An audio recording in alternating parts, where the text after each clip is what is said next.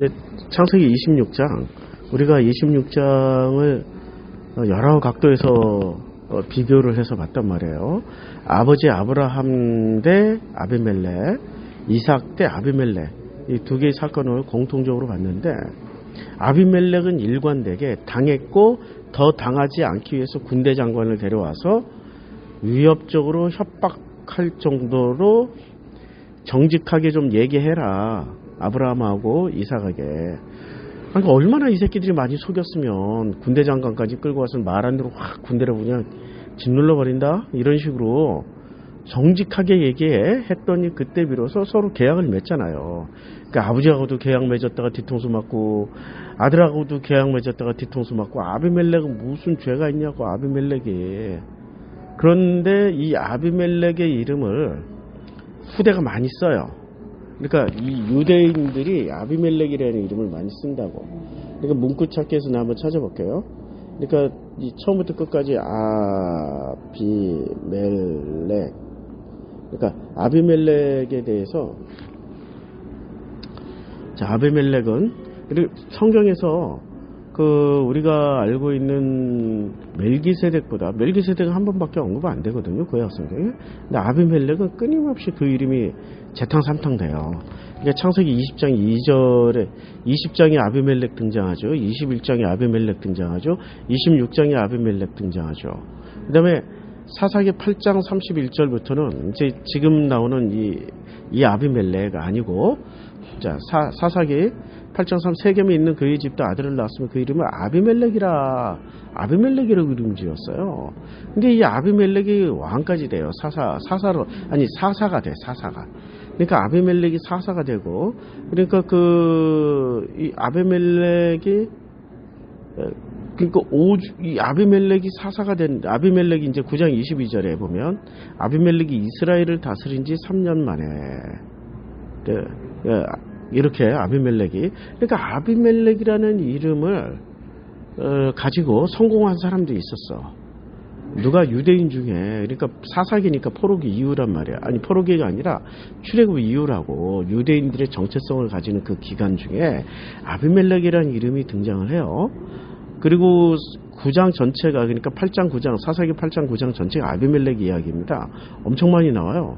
사사기 10장에도 아비멜렉의 뒤를 이어서 이삭을 사람 도도의 손자 부하의 아들 돌라가 일어나서 이스라엘을 구원하니라. 그러니까 이스라엘을 구원했던 사람 중에 한 사람이 아비멜렉이에요. 사무엘하 11장 21절 여룻바셋에서 아들 아비멜렉을 쳐 죽인 자가 누구냐, 뭐 이런 이제 아비멜렉 이름 나오고, 아이두베의 아들 사독과 아비아들의 아들 아비멜렉은 제사장이 되고, 이게 역대상 18장 16절에서 아이두베의 아들, 아이두비 제사장이란 말이에요. 그리고 아이두베의 아들 사독 계열의 제사장은 굉장히 유명한, 그러니까 이스라엘을 관통하는 굉장히 중요한 제사장 계열이거든요. 근데 이 사독과 아비아달의 아들 아비멜렉은 제사장이다. 그러니까 아이두베의 아들 사독과 아비아달 아들 아비멜렉이 제사장이 돼요. 그러니까 지금 이 아비아달은 다윗 시대의 제사장이었잖아. 다윗과 솔로몬 시대. 그러니까 그의 아들 이름이 아비멜렉이야. 그러니까 이 제사장, 대제사장, 아주 유명한 제사장 그룹에서 자기 아들의 이름을 조상들의 이름 따지 않고 아비멜렉을 땄다라는 거, 그만큼 아비멜렉이 훌륭한 사람이었다. 우리가 이 정도는 좀 알고 가자고. 이 정도는. 그러니까 아비멜렉이 블레셋 사람들의 왕이었다, 이방인의 왕이었다, 그래서 이 새끼는 등쳐먹어도 된다, 이런 생각하지 말라고. 이게 바로 당신들이 사이코패는 지름길이라고. 공감 능력 없는 저 새끼는 벌 받아도 돼, 이게 유영철이 생각이에요. 여자들 저거 몸조심 안 하는 저 여자들은 정화의식을 거쳐서 천국 보내준 게 자기 사명이었다고. 정화의식을 어떻게 해요? 피로. 그 사람은 피로 싹 깨끗하게 씻어가지고 자기만의 의식을 치렀어요. 너 천국 가라고. 너 이 땅에서는 더럽고 나쁜 년으로 살았으니까 너는 이제 내 피로, 이 피로 씻어주니까 이게 예수의 피로 알고 넌 천국 가고. 그러고 때려 죽인 거야. 사이코패스들이, 나쁜 놈들이 사이코패스 하는 게 아니라 좋은 짓 하려고 사이코패스 한다고. 좋은 짓이 뭐예요? 천국 보내주려고. 지금 아유, 참. 그러니까 우리가 종교라는 것을 잘 생각해야 돼. 종교가 좋은 사람 만드는 게 아니라 종교가 공감 능력 없는 사람들을 만든다고. 그러니까 아비멜렉은 이방인이고 블레셋 사람이기 때문에 아브라함하고 이삭한테 당해도 싸라고 가르치는 목사가 있으면 빨리 탈출하세요. 사이코패스 되는 길로 가르쳐주고 안내하고 그 길로 인도하고 있으니까. 자, 여기까지 이제 아비멜렉을 정리를 하겠습니다. 그러니까 아비멜렉이 나쁜 사람이 아니라는 거야. 아브라함과 이삭을 거쳐서 정말 충성한 거 아니야. 솔직히 말해서 자기네 백성도 아닌데 물질 재물 다 일어설 수 있게 다 만들어준 하나님의 종 아니에요. 하나님의 종이니까 사독과 아비아달의 아들 이름이 아비멜렉이 된 거야. 아비멜렉이. 자, 이제 26절 34절 에서가 40세 해족속 브에리의 딸 유딕과 해족속 엘론의 딸 바스맛을 아내로 맞이하였더니 요거 보자고요. 그러니까 에서가 지금 머물고 있는 땅이 어느 족속의 땅이었습니까? 블레셋이었어요? 가나안 족속의 땅이었어요? 아니면은 그 그나스 부족의 땅이었어요? 그냥 해족속의 땅에 머물렀잖아. 막벨락으로 해족속의 땅이었다고. 그러니까 에서는 해족속 땅에 머물면서 에서는 해족속의 땅에 머물면서 자기 할머니 사라의 무덤 관리하고 있었지. 그러다 보니까 자기가 뭐 해족속 땅을 벗어나지 않으니까 마누라를 어디서 구할 수밖에 없어요. 해족속. 그건 자연스러운 일이라고. 당연한 일이고. 그리고 에서가 털이 많다라고 그랬잖아요. 털이 많다. 붉다라는 의미는 털이 많고 붉은 게 아니라 털만 많았어. 붉다라는 것은 팥죽을 먹은 이유로 팥죽이 붉기 때문에 붉다라는 의미를 가져오게 된 거지. 팥죽 먹기 전에는 그냥 털만 많았어. 근데 이 털 많은 것이 엘리야쯤 와서는 그것이 자기의 어떤 그 트레이드 마크가 됐다고. 털 많은 게. 그리고 그 털 많은 엘리야를 또 숭배한 세례 요한이 자기는 털이 없어. 야곱처럼 털이 없으니까 누구처럼? 어떤 놈처럼 털을 둘렀어요. 누가 된 거야? 그러니까 에서 흉내를 내려고 야곱이 된 거야. 그래서 세례 요한은 짝퉁이야. 정품이 아니라고.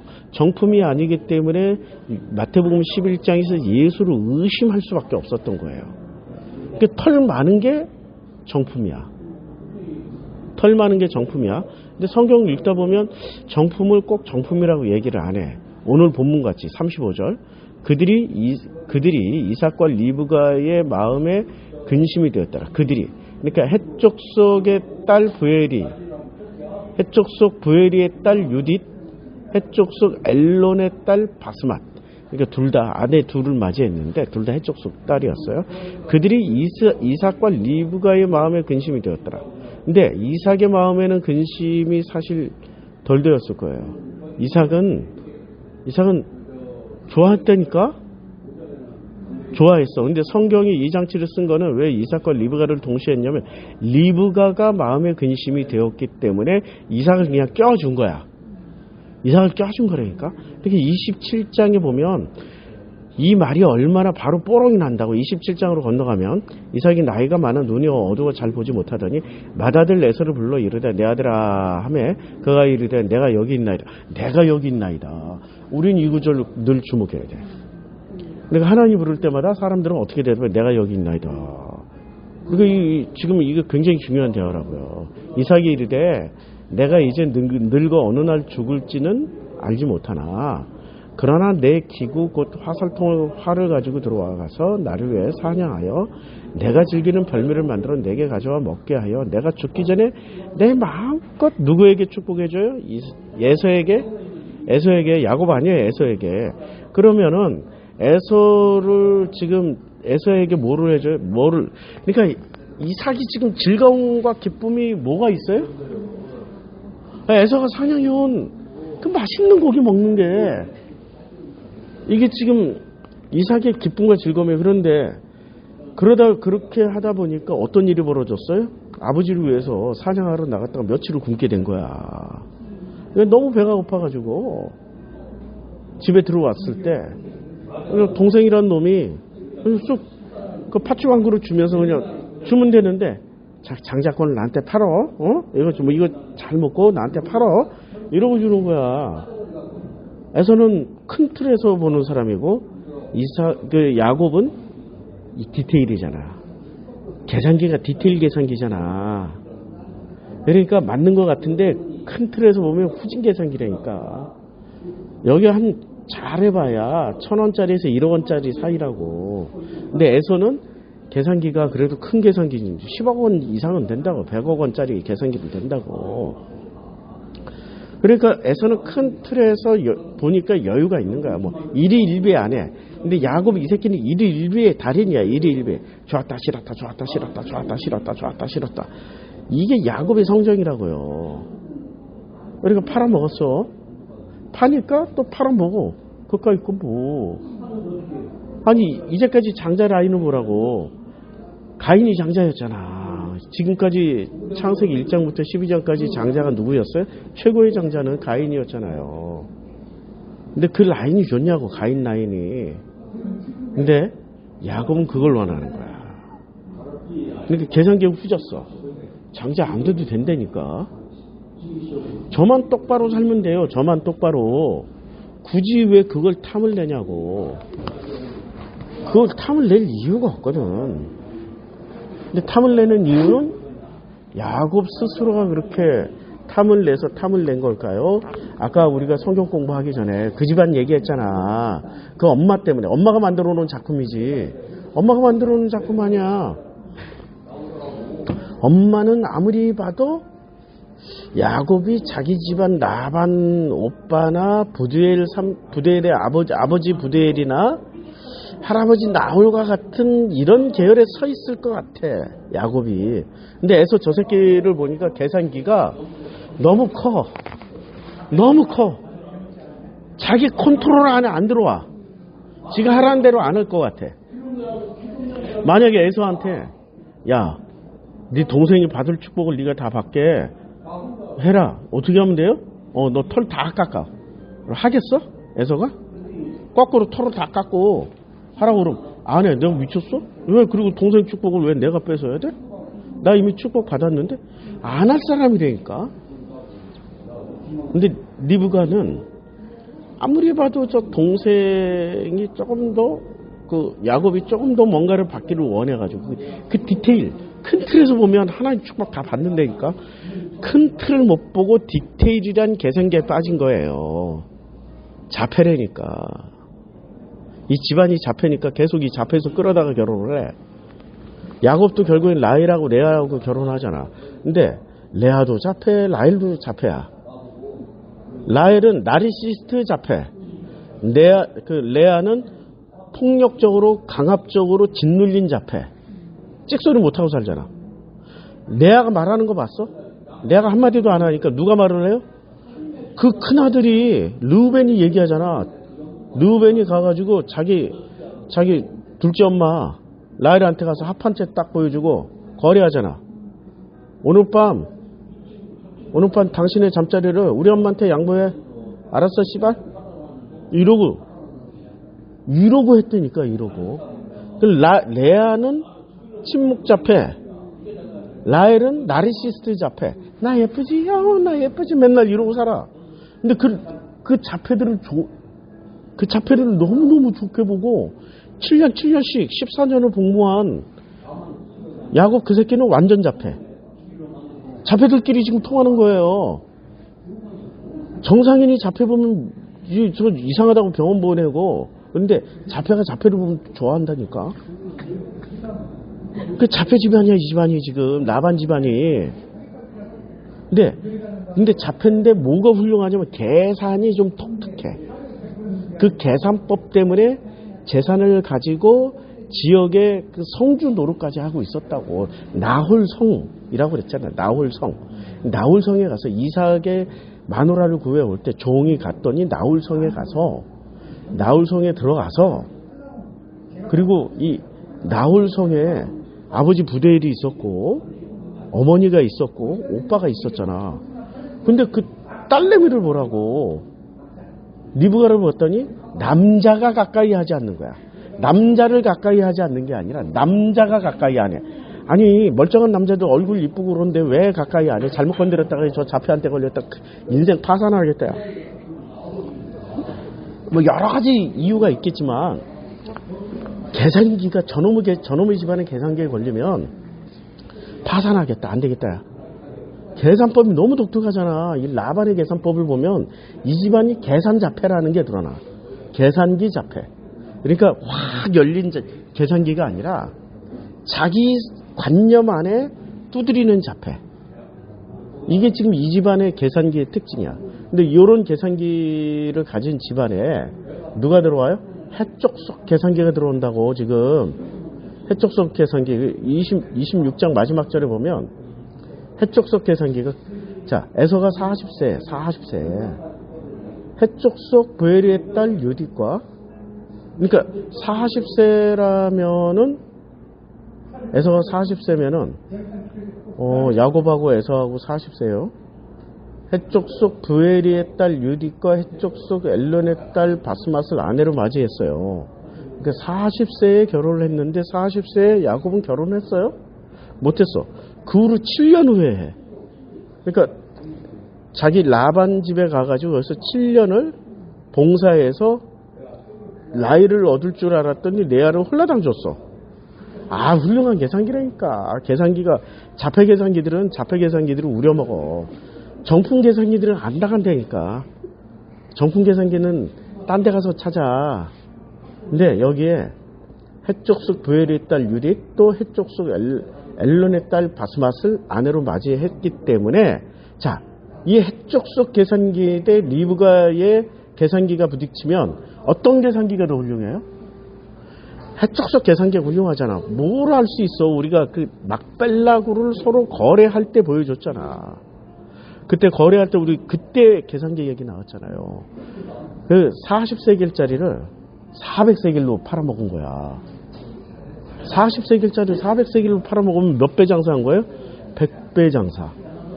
그러니까 리브가 집안의 계산기가 도저히 따라갈 수가 없는 거야. 이 해쪽속의 계산기는.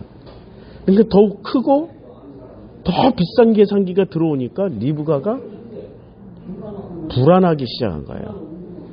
저 새끼가 우리 집안과 제일 많이 닮은 야곱 것까지 다 뺏어가겠구나. 뺏어갈 사람이에요? 성경을 우리 이미 다 읽었으니까 알잖아. 오히려 더 줄 사람이라고 에서는. 그리고 이 해쪽속들은 어떻게 돼요?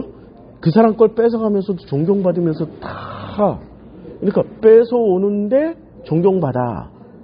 굉장히 특이한 계산법이야. 그러니까 장사를 할 때 어떤 그 마인드로 장사를 하냐면 장사 못하는 사람은 1+1으로 장사해. 장사 못하는 사람은 1+1으로 장사해요. 하나 더해서 하나를 1 더하기 1은 2야. 딱 이걸로 하는데 장사 잘하는 사람은 1 더하기 1은 100으로 장사를 해. 놀랍게 장사를 잘해요. 이렇게 해쪽속이 그런 사람들이야.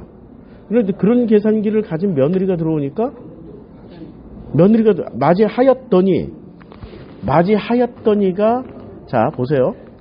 여기에 지금 뭐가 생략이 됐냐면 몇 년이라는 게 생략이 됐어. 해쪽속 부엘의 딸 유딕과 결혼을 했어. 맞이하였어. 그리고 바로 맞이할 수 있겠어요? 아니 그냥 이 인간의 도의상 그리고 아무리 지가 발정난 개라고 해도 바로 두 여자랑 어떻게 결혼을 해? 안 된다니까. 몇 년 차를 두고 또 결혼을 한다고.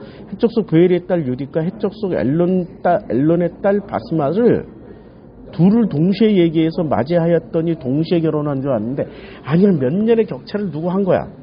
그랬더니 여기 이제 그랬더니 그들이 리브가의 이제 이삭은 빼고 리브가 원래 이삭 계산기 없어. 근데 리브가만 계산기해. 리브가의 마음이 근심이 된 거야. 왜? 자기보다 더 훌륭한 계산기가 들어온 거야 지금 며느리로. 몇 년 동안 지켜봤더니 자기보다 더 훌륭한 계산기가 들어왔기 때문에 자기 딴에는 저 에서의 계산기를 자기가 자기 계산법으로 리브가의 계산법으로 통제를 해놓지 않으면은 자기의 아들 자기 집안하고 잘 비슷한 야곱, 요 야곱이 몽땅 털리겠구나라고 근심 걱정해버린 거예요. 그래서 어떻게 해요? 27장이라는 결론이 당연히 나오는 거죠. 이게 성경 인과의 맥락이 없으면은 읽는 게 너무 지루해. 갑자기 점핑하다 보면 신비주의가 자꾸 끼게 된다고. 아니 맥락이 없잖아. 왜 갑자기 리브가가 야곱은 좋아하고 에서는 왜 미워해? 이거는 우리가 또 바울 얘기를 또 살펴봐야 돼. 우리 바울 형님은 또 훌륭하게 해석을 했어. 그래 여기까지 하고 이제 바울 형님 말씀을 한번 또 들어보자고요.